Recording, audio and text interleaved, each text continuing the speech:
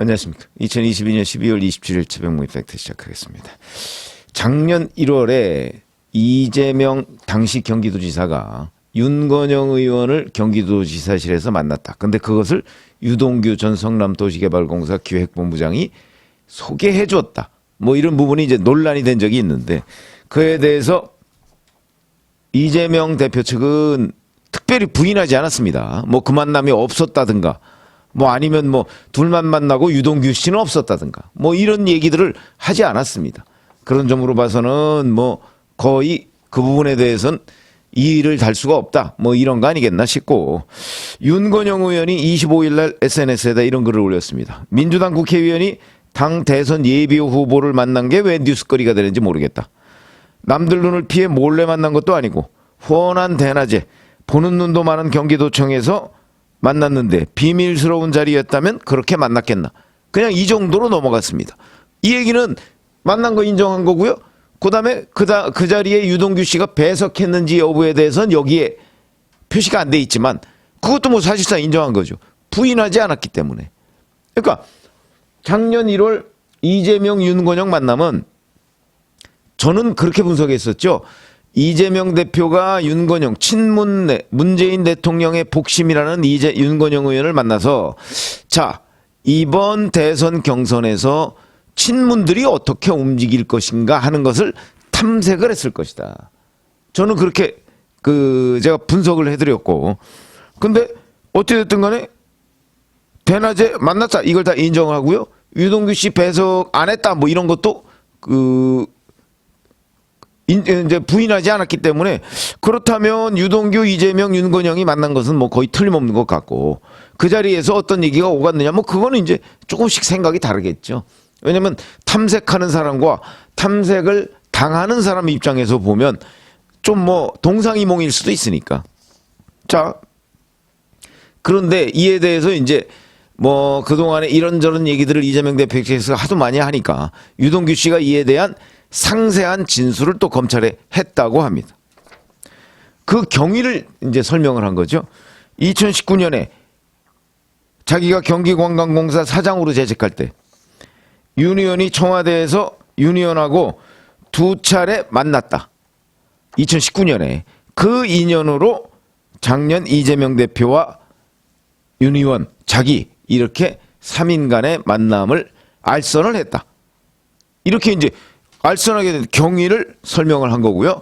그 다음에 작년 1월 달에 만났던 그때의 장면을 또 진술을 했다고 합니다.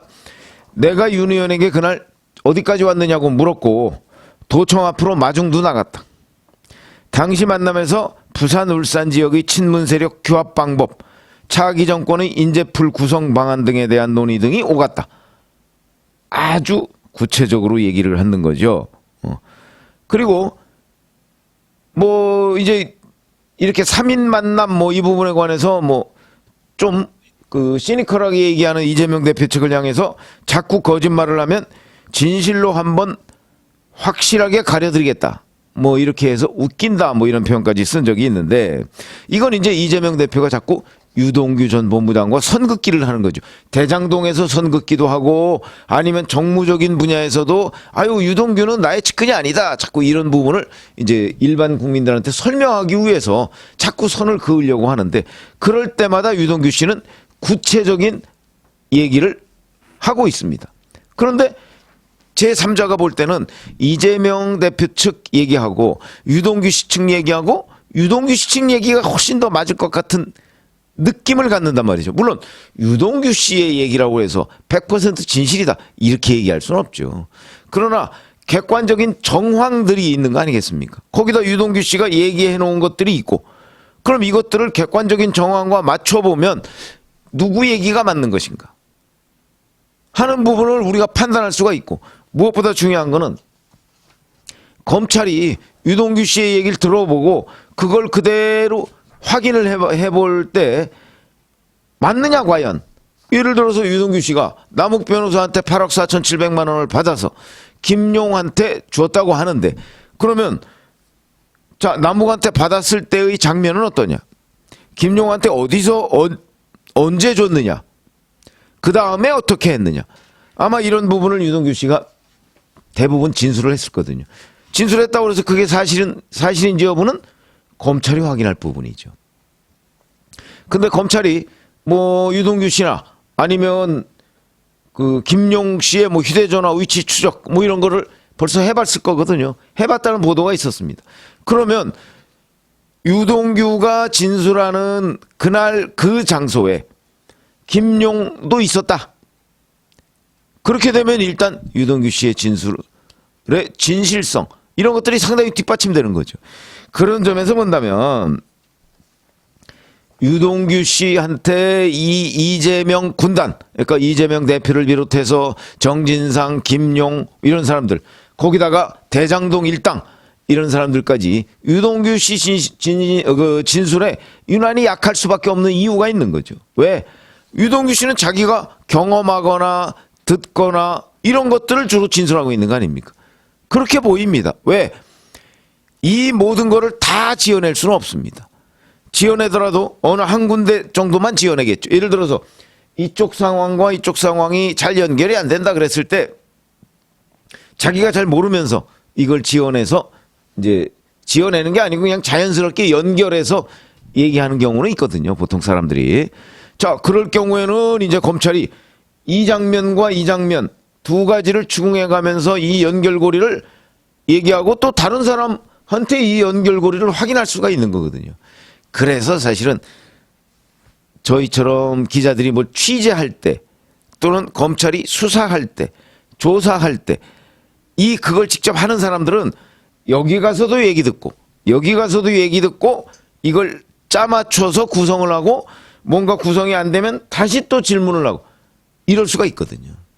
그런 점에서 본다면 지금 유동규 씨한테 이재명 군단, 이재명 측이 계속해서 밀리는 결정적인 이유는 바로 유동규 씨가 자기가 경험한 얘기들을 주로 진술을 하기 때문에 그러니까 아무리 이쪽에서 부인하는 여러 가지의 시나리오를 짜가지고 유동규 씨의 진술을 반박을 하려고 해도 그게 여의치 않다는 거죠. 그거는 저희처럼 취재를 해본 사람 입장에서는 이해가 됩니다. 그런 점에서 본다면 현재까지 민주당에서 자, 유동규의 진술밖에 더 있느냐? 지금 이렇게 얘기를 하고 있죠. 이 대장동의 전모에 관해서. 그런데 저희가 보기에는 그렇지가 않다. 바로 윤건영, 이재명 이 만남 하나만 가지고서도 유동규 씨가 진술하니까 사실상 꼼짝 못하는 거 아닙니까? 그 안에서 무슨 얘기가 있었는지는 이제 유동규 씨가 뭐 이런저런 얘기를 하지만 그거는 서로 좀 그 받아들이는 느낌이 다를 수도 있고 그러나 적어도 그날 만났다. 근데 잘 생각해 보시면 작년 1월이면 이낙연, 이재명 이 두 사람이 치열하게 경쟁을 하고 있을 때입니다. 경선과 관련해서 뭐 경선 스타트는 안 했지만 그리고 작년 1월에 제가 한번 말씀드렸는데 갤럽 조사 기준으로는 이재명 후보가 압도적으로 그 당시 여권 지금의 야권이죠. 야권 대선 후보로서는 앞서 있을 때입니다. 제 기억에는 이재명 후보가 23, 이낙연 후보가 10, 뭐 이렇게 됐을 때입니다. 그러니까 사실상 이재명 후보는 민주당의 대선 후보가 뭐 돼 있는 거나 마찬가지 상황에서 이재명 후보가 친문들과의 관계가 굉장히 안 좋죠. 그런데 문재인 대통령이 복심이라는 윤건영 의원을 불렀는데 윤건영 의원이 경기도지사직까지 내려갔다. 만났다. 이런 것들이 뭐를 의미하느냐 하는 것이 굉장히 중요하고 그 중요한 부분을 유동규 씨가 지금 내가 이렇게 역할을 했다라고 설명하는 거죠. 그런데 그동안 이재명 대표 측은 정진상은 재작년 12월에 경기관광공사 사장을 그만둔 뒤에 내 곁을 떠난 사람이다라고 얘기를 해왔고 캠프에서 일을 한 적이 없다고 얘기를 해왔습니다. 그러면 작년 1월은 경기관광공사 사장에서 물러난 지 한 달 뒤인데 그때 이런 걸 주선하고 다녔는데 그러면 이게 캠프에서는 없었을 수 있겠죠. 그때는 뭐 비선 캠프였으니까. 그러나 적어도 이재명 대표의 미션 이거를 정진상 씨가 유동규 씨가 정진상을 통해서 수행을 해왔던 거는 사실 아니냐 이렇게 드러났지 않습니까? 그런 점에서 본다면 유동규 씨 진술에 지금 이재명 측 사람들이 하나둘씩 저는 무너지고 있는 단계라고 봅니다. 이게 검찰이 가지고 있는 상당한 정도의 자료들을 지금 내놓지를 않고 있어서 그렇지, 이거는 아마 재판 과정에서 내놓을 텐데, 그렇지, 유동규, 남홍 뭐 이런 사람들이 온갖 종류의 그 진술을 해놨을 것이고, 그걸 바탕으로 검찰이 수사를 했을 거거든요.